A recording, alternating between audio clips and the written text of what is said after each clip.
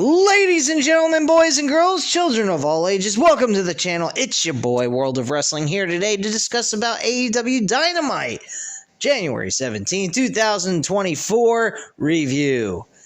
My feelings on this show was, mid. It was okay. Nothing terrible, nothing great. World Championship match was okay. Opener of the show was whatever. I mean, you got TNT title on the line with Christian Cage and Dustin Rhodes, and obviously Christian Cage walked away with the victory.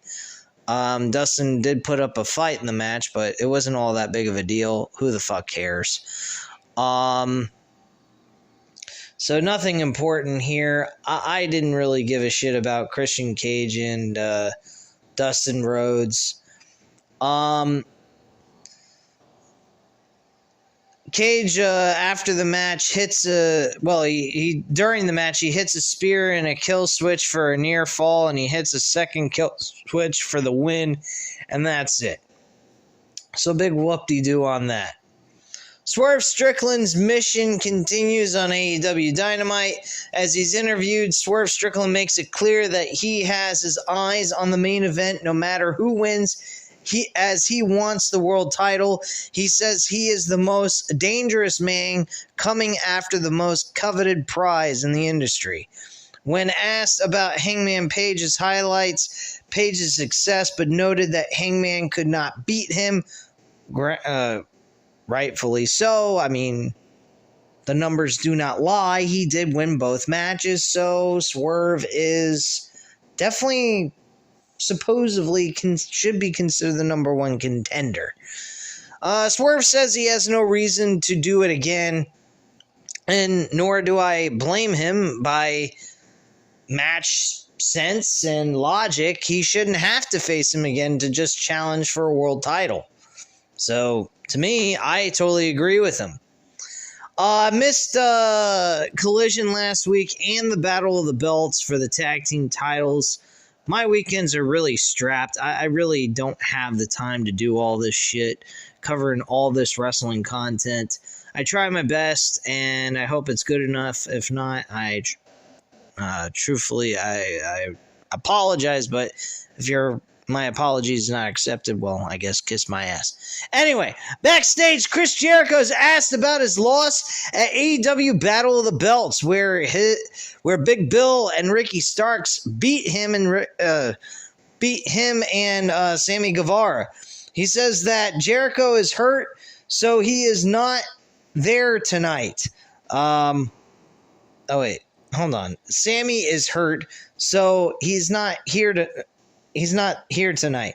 Jericho blames Powerhouse Hobbs and Takeshita and makes it clear that he wants revenge. Matt Sydal interrupts and challenges Jericho to a match. He accepts it and names AEW Rampage as the place. So Jericho has been watered down to a Rampage show so that we can get some sort of ratings grab in hopes that people actually tune in because it's got Chris Jericho's name on the card for Rampage.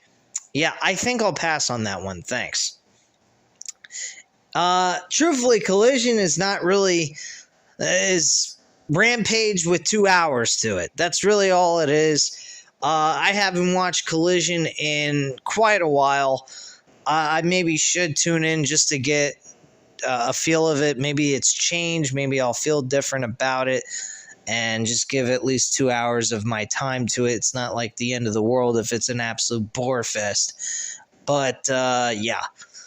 Anyway, Orange Cassidy and Trent Beretta tag teamed against Penta El Zero Miedo and the Commander with Rey Fenix and their manager, Alex Abrahantes.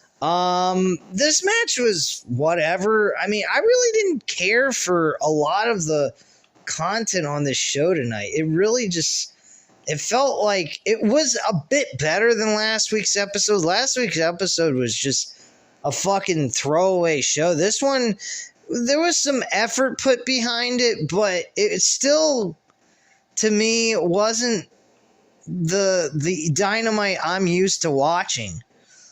I just felt like as if I was just watching a fucking, a show that was put together and there was some effort behind it, but not a whole lot of effort compared to what it used to be, honestly. Orange Cassidy and Orange Cassidy and Trent Beretta won this match. Kudos to them. Orange Cassidy continues to win. I like what Tony Khan is doing with Orange Cassidy. He continues to make him win all the time. Heavily pushed performer on the show. I would actually use him on a Dynamite episode for the AEW World Title to have a World Championship opportunity against Samoa Joe during his run, to be quite frank with you guys. I mean, if you really want to go crazy, go for like double or nothing, one-on-one for the world title and have him lose to Samoa Joe. I mean, that's an option. And then maybe later on in his career become world champion. But personally to me, his gimmick is kind of... It's not like the norm gimmick that we're all used to, but he's a very liked character on this show. A lot of people like him. A lot of people appreciate his in-ring ability, and I think that he's got a lot to offer to this promotion, and he's got a decent gimmick. I enjoy it. Darby Allin's another guy that I think is being underutilized. I understand these two guys are not exactly what you would call the typical professional wrestler. They're not exactly tall either. They're probably like under 5'10", but they still are very entertaining. The fans love the shit out of them.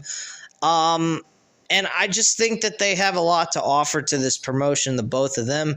As well as Sammy Guevara. I think Sammy Guevara is another great talent that is underutilized. I think he deserves a world championship opportunity one-on-one, not in some fatal four-way match like he did earlier last year. Or, not earlier last year. What am I fucking talking about? Like he did last year in that Double or Nothing pay-per-view. So... They got a very decent roster. The Young Bucks actually talked about that, which I'm going to get into in a little bit once I get to their promo, which was at the 9 o'clock hour, that I actually enjoyed listening to. I think they had a lot of good real-life points. It felt more like a shoot than anything else, but it was also a legitimate promo of sorts. So after the bell, Roderick Strong, Matt Taven, and Mike Bennett of the Undisputed Kingdom come to the ring. Strong says Cassidy has been a fighting champion, but he decided to compete in a tag team match tonight. He wonders if Cassidy is afraid that he has nothing left in the tank. He asks if Cassidy is afraid that the title belongs to him. Strong says the title belongs to him, and he's here to make Cassidy face it. Cassidy accepts the challenge, but Strong says he'll have to wait until AEW Revolution. Okay. I mean, Orange Cassidy, Roderick Strong for the AEW International Championship. I don't think that's a bad place on the card, but, where's the fucking build? We just throw a fucking match on the card and that's it. All right. I mean, granted, there are several weeks left over before we get to Revolution, so we might see a fairly decent build towards this, and not just a match being announced that they're gonna face each other at fucking AEW Revolution. That's what I'm hoping for, an actual build. God help us. We definitely need story on this fucking show, because wrestling ain't cutting it no more for me, at least. I'm tuning in for WWE a lot more than AEW at this point. I hate to say that, really, because I am an AEW fan. And I'll even go out and say I'm an AEW mark. Let's just put it that way. I love what AEW has to offer. I think they have an alternative look of what pro wrestling can be. And not just be sports entertainment, but sports related type wrestling. If they just had some fucking stories to go along with it. I mean, granted, they do with Adam Cole, the Swerve Strickland, Hangman Page, and Samoa Joe stuff. But outside the two top stories that are going on, the mid-card has nothing going on in it. I mean, outside of if you want to talk about Adam Copeland and Christian Cage, but we didn't see Adam Copeland on this fucking show at all tonight, outside of Christian Cage retaining his championship.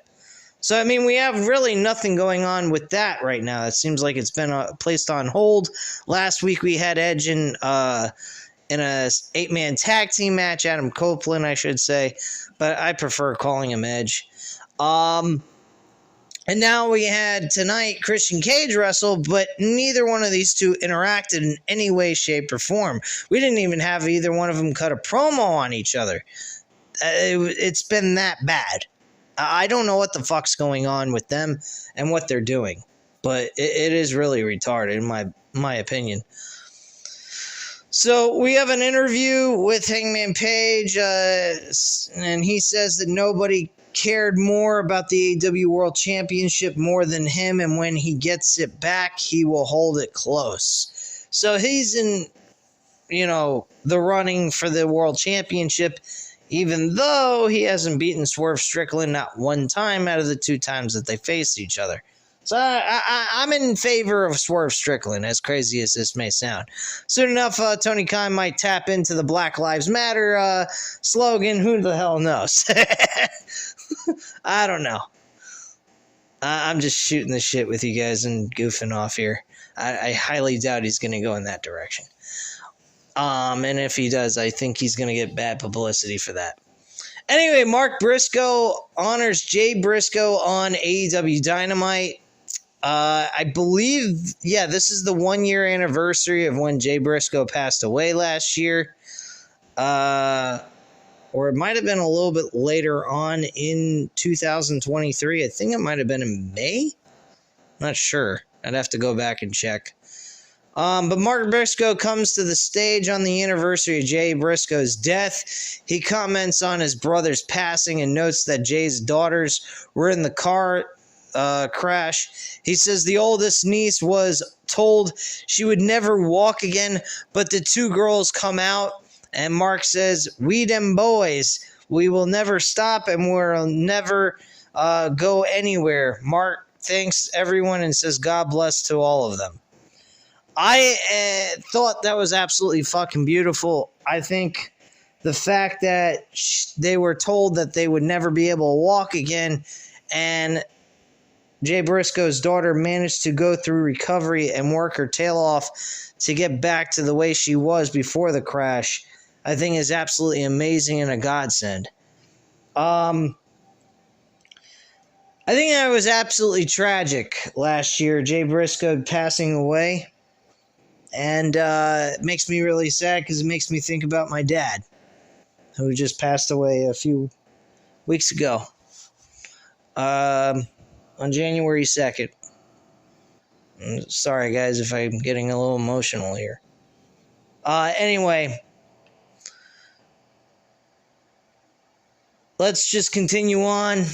In an interview, Renee Paquette speaks with the Young Bucks.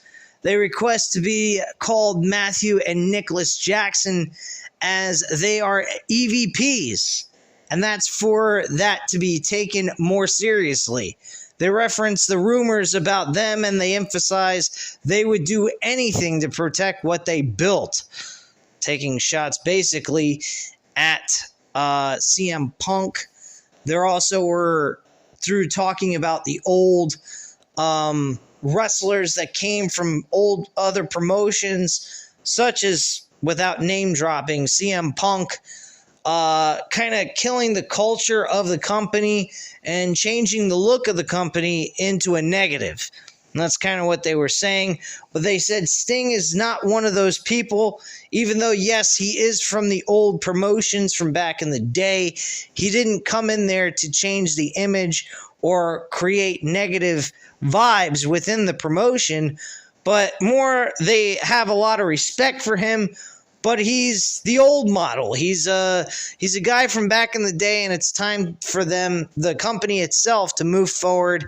And it's just time to say goodbye to Sting as they bid him farewell and have a great match with him and Darby Allin in their match at the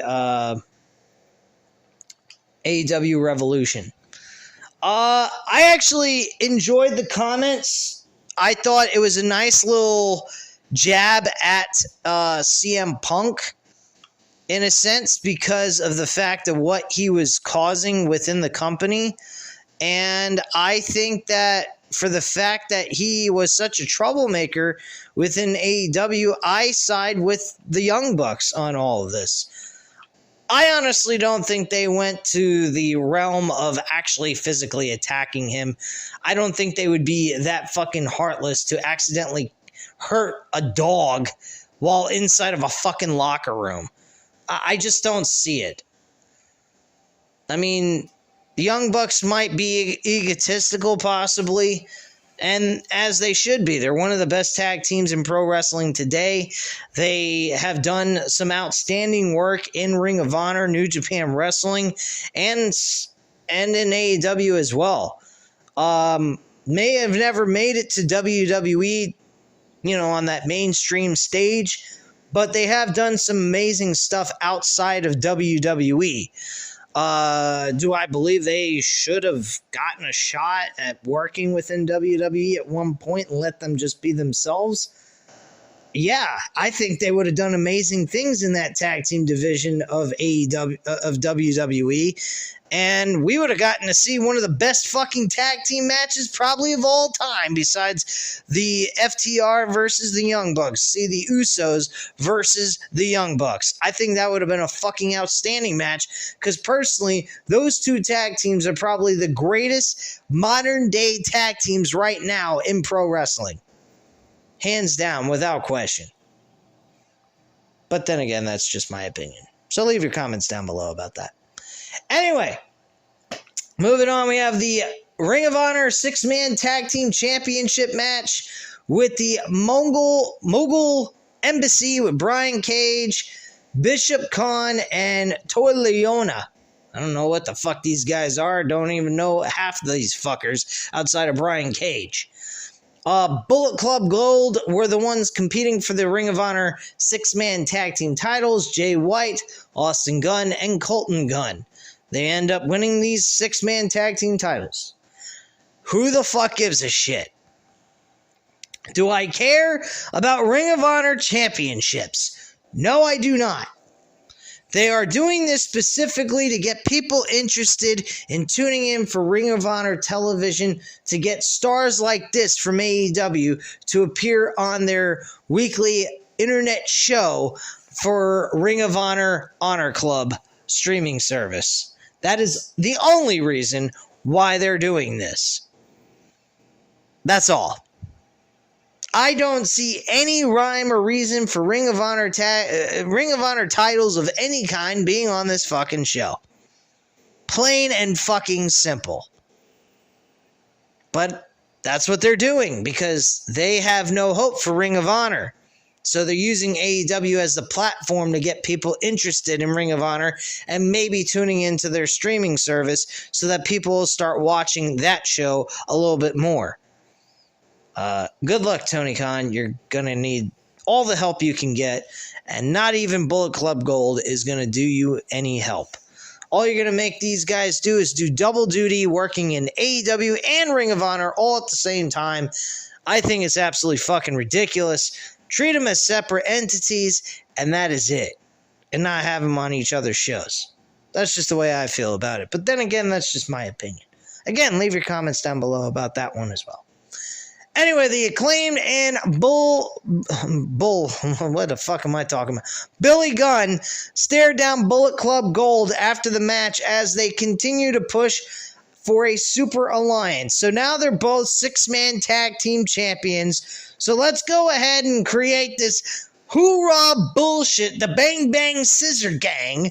Oh, God help me. I can't believe they actually fucking said that last week. She's a criminy. God help me. Anyway, backstage, Adam Cole hypes up Wardlow and says he has not even scratched the surface. Very true. We have not seen Wardlow even scratch the surface of success within this company. Maybe with Adam Cole as his manager for right now until Adam Cole fully heals from the ankle injury that he has, we will see Wardlow, be elevated and maybe even win the world title, which I'll be honest with you.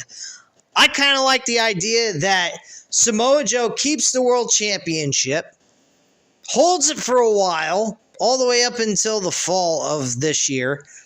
Wardlow beats the shit out of some actual decent names leading up to the point of where we start having him beat bigger names. And then we get him to challenge for the world championship. And guess what else, folks? Samoa Joe and Wardlow do have a story, if you remember, back over the TNT Championship. Now, granted, that was a complete flop. He did humiliate Wardlow, by the way. He cut his hair off. He had long hair at one point. Now he has short hair, which was actually what defined Wardlow as a different guy.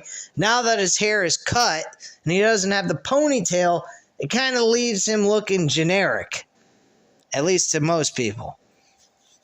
My point being is real simple.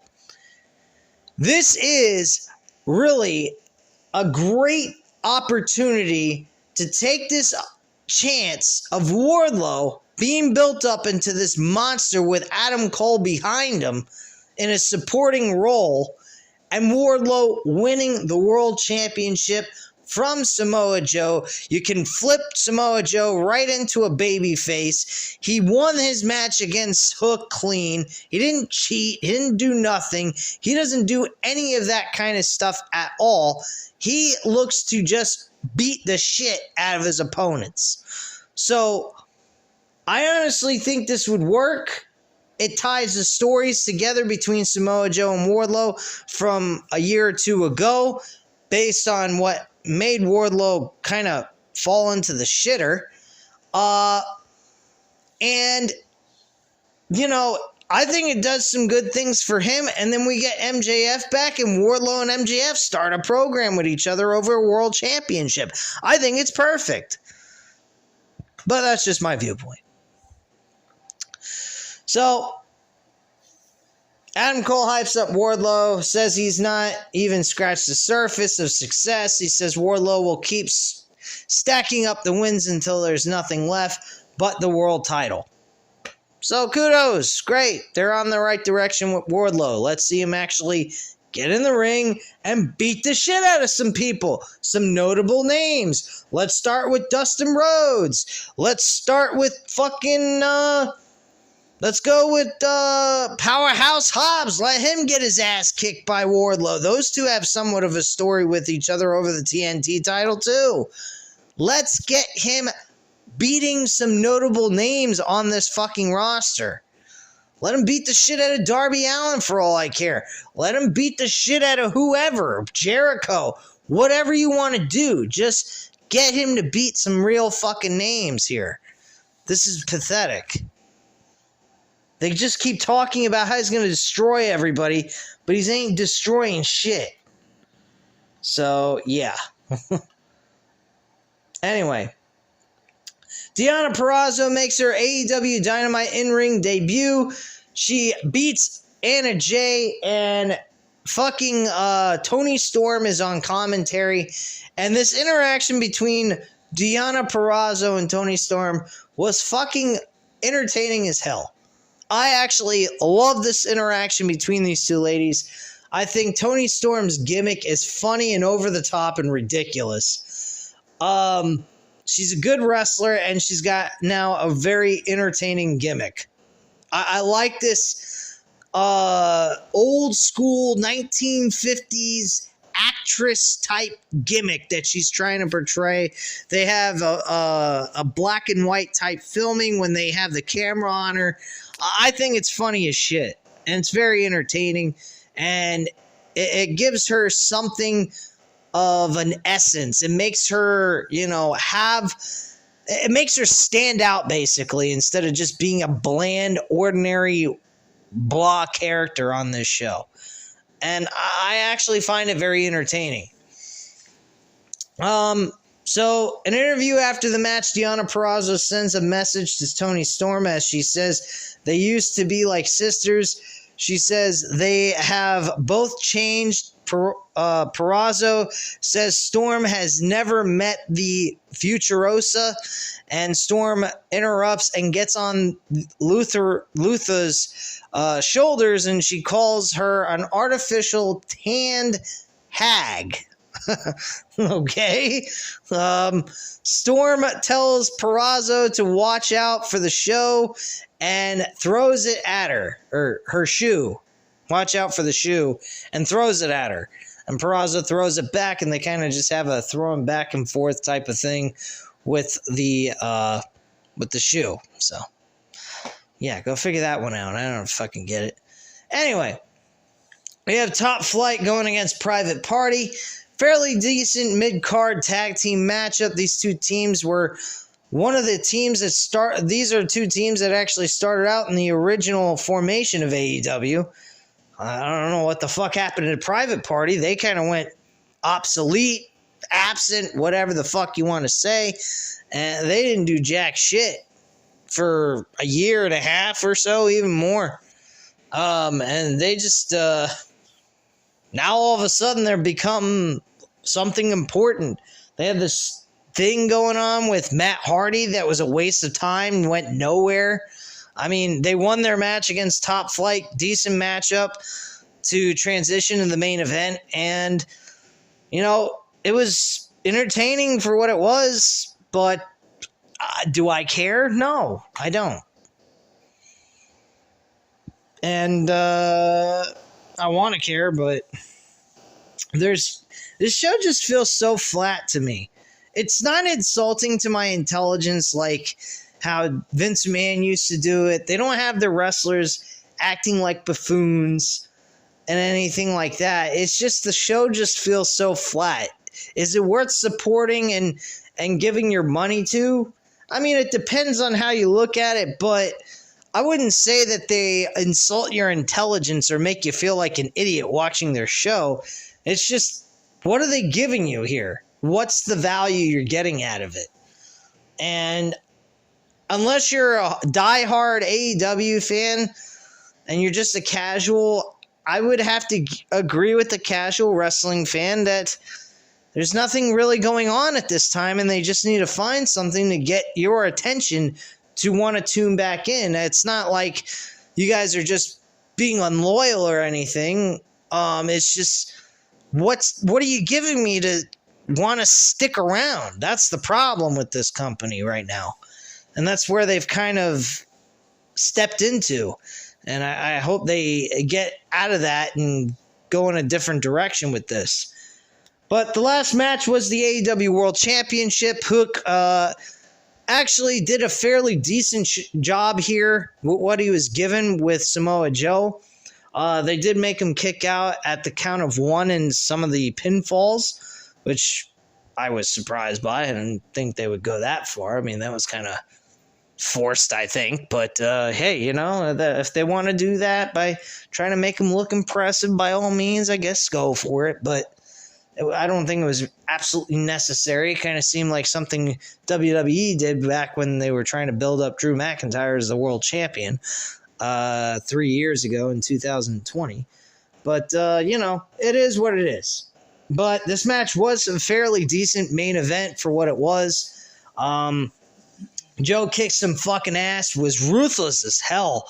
And Hook just kept asking for more even after he lost by submission without even tapping out. He just passed out. He didn't even tap out, which obviously that was the direction they would have gone with. I think they would have been absolutely fucking stupid if they made him just tap out, making him look like an absolute fucking chump.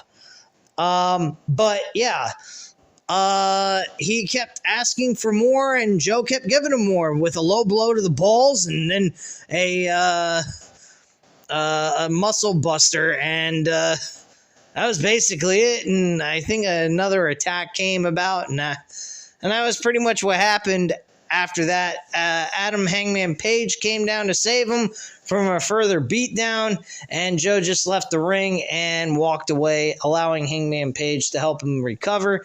And Swerve Strickland was outside in the crowd with Prince Nana, staring off into the distance, kind of saying, hey, we're coming after your world title. And he did make a look at Hangman Page, kind of like, what the fuck you doing, bro? You didn't win shit. So I'm liking Swerve Strickland. I think Swerve Strickland's the guy they should go with for Revolution.